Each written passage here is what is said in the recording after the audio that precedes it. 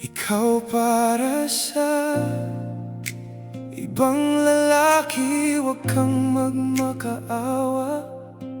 Yeah, huwag mo subukan bawin siya. Oh, don't try, oh, don't try, oh, don't try, oh, don't try, don't try, oh, don't try, don't try,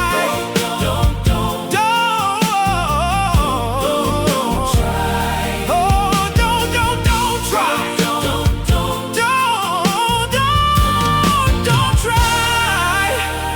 Oh, gumawa siya ng desisyon na sandaling iyon nakita niya siya bilang mas mainam na opsyon, maaring dahil sa hitsura, yeah, oh, or tiwala pera, ay to brutal na katotohanan kapag ang isang babae pinalitan ka.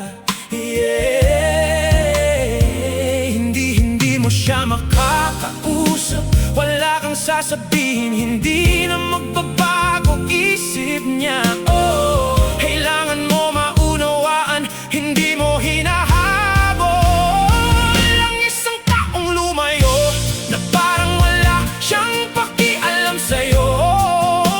Tahimik ka, hindi para maglaro, kung hindi parte yon ng paghilom ng sakit at kirot, parte ng paggaling mo. Paano ka makaka-move on? At sa wakas ay unti ka na nakaka-move on.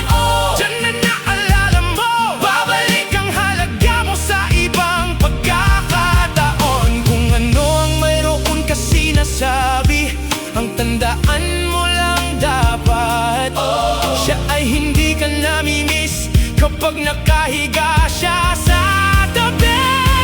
Oh, kapiling ng iba, kahit pa matagal na panahon, hindi siya nagpaparamdam, ay mas pinili kong magpatawad para makamove on na ako. May mga ibang relasyon na kahit wala na sila, good friend at good term pa rin, sa huli sa isip ko ipinagbalik niya ako para sa mas maganda